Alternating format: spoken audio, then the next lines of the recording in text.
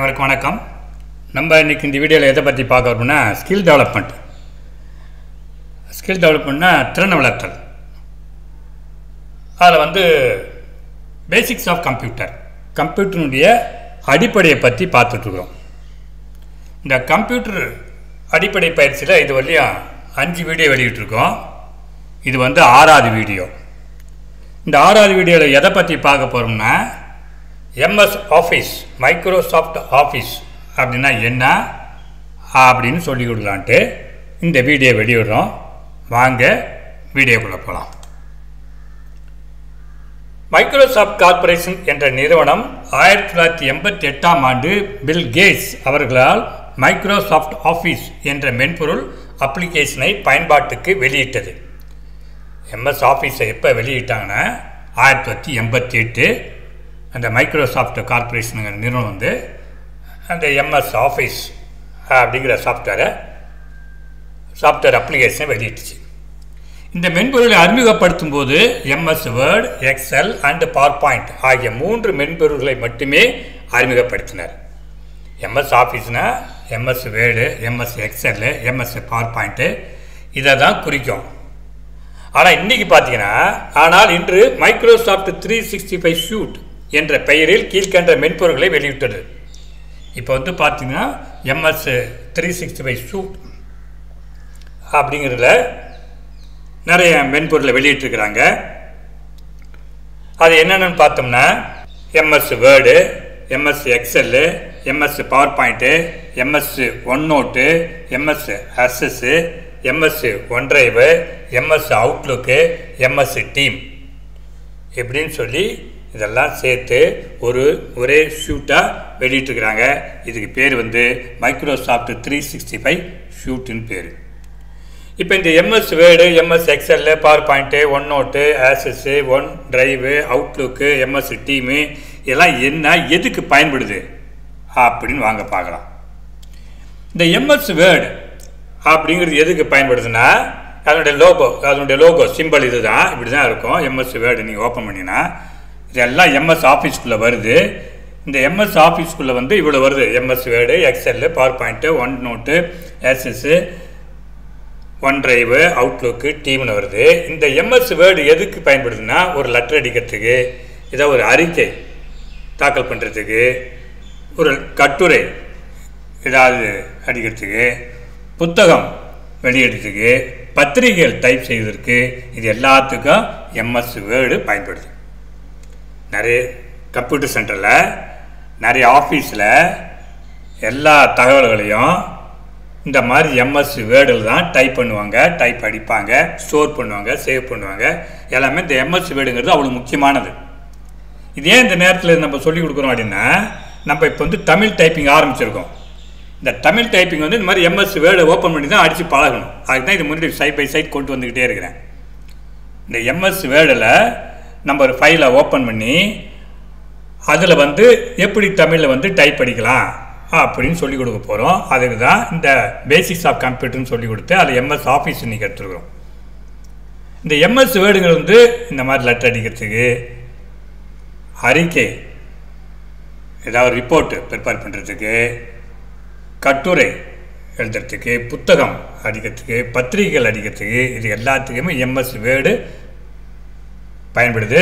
இதை தெரிஞ்சுக்கிட்டே போதும், ஓரளவு கம்ப்யூட்டரில் நம்ம டைப் அடிக்கலாம், பிரிண்ட் எடுக்கலாம், எல்லாம் செய்யலாம். அதனால் MS வேர்டுங்கிறது அவ்வளோ முக்கியமானது. அடுத்தது என்ன, MS எக்ஸல் தரவுகளை டேட்டா நிர்வகிக்க, வடிவமைக்க, கணக்கீடு செய்ய பயன்படுது. இது டேட்டானா இப்போ ஒரு ஸ்கூலில் எவ்வளோ பசங்க படிக்கிறாங்க, ஒரு டெஸ்ட் வச்சாக்கா எவ்வளோ மார்க் எடுத்தாங்க, தமிழில் எவ்வளோ எடுத்தாங்க, இங்கிலீஷில் எவ்வளோ எடுத்தாங்க, அறிவியல் எவ்வளோ எடுத்தாங்க, கணக்கில் எவ்வளோ எடுத்தாங்க அப்படின்னு இந்த பசங்களோட தரவு, அந்த டேட்டா இதெல்லாம் இன்புட் பண்ணோம்னா அதனுடைய ஆவரேஜாக எவ்வளோ மார்க் எடுத்துருக்கிறாங்க, எத்தனை பேர் பாஸ் பண்ணிருக்கிறாங்க, மொத்தம் எத்தனை ஸ்டூடெண்ட் வந்துருக்காங்க, மொத்தம் மார்க் எவ்வளோ, இது எல்லாமே அந்த எக்ஸல் ஷீட்டில் வந்துடும். எக்ஸல் ஷீட்டுங்கிறது கணக்கீடு செய்கிறதுக்கு. ஒரு டேட்டாவை கொடுத்தோம்னா அதை கணக்கு பண்ணுறதுக்கு, அதை சேவ் பண்ணுறதுக்கு, அதை கிராஃப் மூலிமா ப்ரெசென்ட் பண்ணுறதுக்கு எல்லாத்துக்குமே இந்த MS எக்ஸல், மைக்ரோசாஃப்ட் எக்ஸல் ரொம்ப யூஸ்ஃபுல்லாக இருக்குது. அதனால் இந்த கணக்கீடு செய்கிறவங்களுக்கு ஒரு ஸ்கூலில் ஒர்க் பண்ணுறவங்க, காலேஜில் ஒர்க் பண்ணுறாங்க, இல்லை ஒரு ஸ்டாட்டிஸ்டிக்ஸ் ஒரு புள்ளியியல் துறையில் ஒர்க் பண்ணுறவங்க இந்த எம்எஸ் எக்ஸல் ஷீட் வந்து ரொம்ப பயன்படும். இதுவும் ஒரு முக்கியமான எம்எஸ் ஆஃபீஸு ஒரு டூல்ஸு. அடுத்து MS power point, Microsoft power point. இந்த பவர் பாயிண்ட் எதுக்கு பயன்படுதுன்னா தகவல் மற்றும் தரவுகளை எழுத்து, படம், கிராஃப் மற்றும் மல்டிமீடியா மூலமாக விளக்குவதற்கு பயன்படுகிறது. இப்போ இதெல்லாம் ப்ரிப்பேர் பண்ணிட்டோம், ஒரு இடத்துல போய் நம்ம ப்ரெசென்ட் பண்ணோம். இந்த டேட்டாவை எம்எஸ் வேர்டுலேயோ எக்ஸல்லையோ ரெடி பண்ண அப்படியே நம்ம வந்து ஒரு பவர் பாயிண்டில் ப்ரெசென்ட் பண்ணோம். அதை போய் ஒருத்தவங்களை போய் விளக்குனேன், ஸ்டூடெண்ட்டுக்கு போய் நடத்தினேன் அப்படின்னா இந்த பவர் பாயிண்ட்டுங்கிறது யூஸ்ஃபுல்லாக இருக்கும். இது ஸ்லைட் பை ஸ்லைட் வரும். ஒரு ஸ்லைட்லேயும் வந்து ஒரு கிராஃபியோ இல்லை ஒரு படத்தையோ இல்லை எழுத்து லெட்டரையோ ஏதோ ஒரு டாக்குமெண்ட்டையோ நம்ம எடுத்து அதை பேப்பர் பாயிண்ட் ஸ்லைடாக ரெடி பண்ணி நம்ம வந்து மற்றவங்களுக்கு காட்டலாம், மற்றவங்களுக்கு போட்டு காட்டலாம், நடத்தலாம். நம்ம பாடம் நடத்தலாம். அது மாதிரி ஸ்கூலில் காலேஜில் இதெல்லாம் பாடம் நடத்துறதுக்கு இப்போ டிஜிட்டல் உலகனால இப்போ டிஜிட்டல் ஒரு டீச்சிங் அதுக்கு இந்த எம்எஸ் பவர் பாயிண்ட் வந்து ரொம்ப யூஸ்ஃபுல்லாக இருக்கும். பொதுவாக இப்போ நீங்கள் வந்து ஏதாவது லெட்டர் எடுத்து டைப் அடிக்கணும், ரிப்போர்ட் ரெடி பண்ணு, ஒரு லெட்டரை டைப் அடித்து நம்ம வந்து பிரிண்ட் அவுட் எடுத்து கொடுங்கன்னா எம்எஸ் வேர்டு இருந்தாவே போதும். எம்எஸ் எக்ஸல் வந்து கணக்கு போடுறதுக்கு, எம்எஸ் பவர் பாயிண்ட் வந்து நம்ம ரெடி பண்ண மற்றவங்களுக்கு நடத்துறதுக்கு, சொல்கிறதுக்கு, ப்ரெசென்ட் பண்ணுறதுக்கு. இது வந்து MS PowerPoint. MS OneNote மற்றதில் வந்து அதிகமாக பயன்படாது, இருந்தாலும் நம்ம பார்த்தோம். இந்த 3 தான் ரொம்ப முக்கியமானது. இதான் வந்து 1 2 3 3, அதாவது MS Microsoft word, Microsoft Excel, Microsoft power point. இந்த 3 தான் முக்கியமானது, நம்மளுக்கு அதிகமாக பயன்படக்கூடியது. மற்றெல்லாம் அதிகமாக பயன்படாது, இருந்தாலும் நம்ம ஒரு வார்த்தை அப்படியே என்னன்னு பார்த்துலாம். மைக்ரோசாஃப்ட் ஒன் நோட் தகவல் மற்றும் தரவுகளை சேமிக்க மற்றும் நிர்வகிக்க பயன்படுது.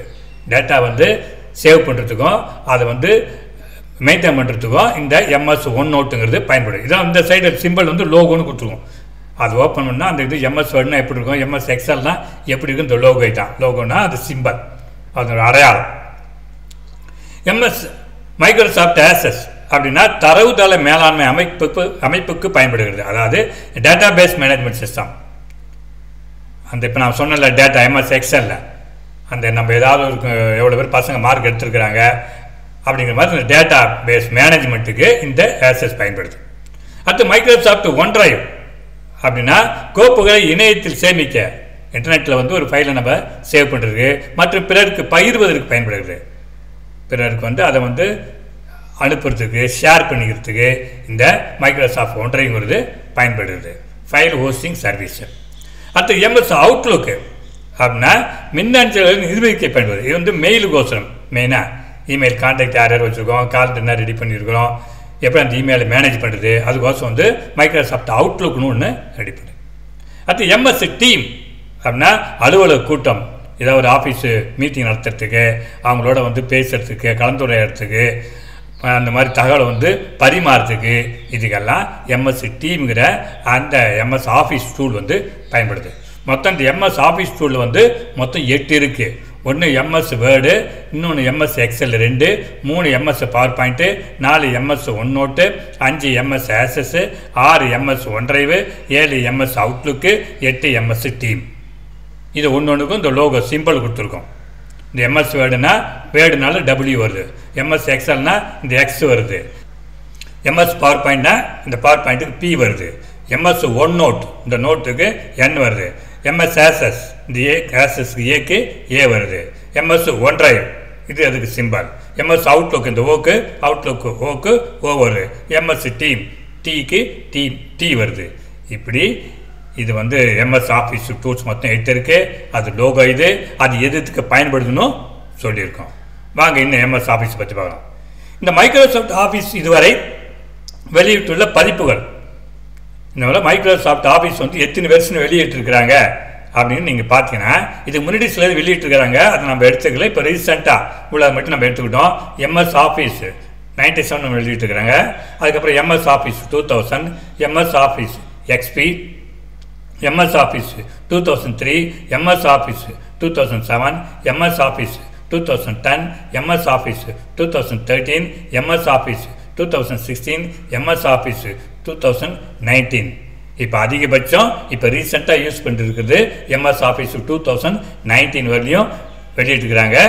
நிறைய பேர் பயன்படுத்திட்டு இருப்பாங்க. இந்த எம்எஸ் ஆஃபீஸ் 2021, எம்எஸ் ஆஃபீஸ் 2024 வந்து வெளியிட்டிருக்கலாம். இன்னும் நம்மளுக்கு வந்து அதிகமாக புழக்கத்தில் இல்லை. ஆனால் நிறைய பேர் வந்து இப்போ எம்எஸ் ஆஃபீஸ் 2010 இருப்பாங்க, இல்லை 2013 இருப்பாங்க. ரொம்ப ரீசெண்டாக 2013 வந்து ரொம்ப சில பேர் பயன்படுத்துவாங்க. இதான் எம்எஸ் ஆஃபீஸை பற்றி ஒரு சின்ன குறிப்பு. நம்ம வந்து அடுத்த வீடியோவில் வந்து எம்எஸ் ஆஃபீஸில் ஏதாவது ஒரு வேர்டு, குறிப்பாக வேர்டு தான் முக்கியம், அந்த எம்எஸ் வேர்டு எப்படி ஃபைலை ஓப்பன் பண்ணுறது, எப்படி ஃபைலை வந்து டைப் அடிக்கிறது, எப்படி சேவ் பண்ணுறது அப்படின்னு வந்து டீட்டெயிலாக பார்க்கலாம். அதனால் இந்த பேசிக்ஸ் ஆஃப் கம்ப்யூட்டர் கணினுடைய அடிப்படை பயிற்சி எல்லா வீடியோவும் பாருங்கள். இது வரலையும் 5 வீடியோ வெளியிட்டிருக்கோம். இது வந்து 6வது வீடியோ. இந்த பேசிக் தெரிஞ்சுக்கிட்டோம்னா இந்த வீடியோ 7ல் வந்து இந்த எம்எஸ் வேர்டு வந்து எப்படி ஃபைலை ஓப்பன் பண்ணி எப்படி டைப் அடிக்கலாம்னு தெரிஞ்சுக்கலாம். அதனால் அனைவரும் இந்த பேசிக்ஸ் ஆஃப் கம்ப்யூட்டர் இந்த வீடியோவையும், அதே போல் தமிழில் டைப் செய்யும் பயிற்சி அப்படிங்கிற வீடியோவும் இந்த அருள் லைஃப் கைடு சேனலை வெளியிட்டிருக்கிறோம். அனைவரும் பார்த்து பயன்படுமாறு உங்களை அன்போடு கேட்டுக்கொண்டு இந்த வீடியோவை இத்துடன் முடிக்கின்றேன். நன்றி, வணக்கம்.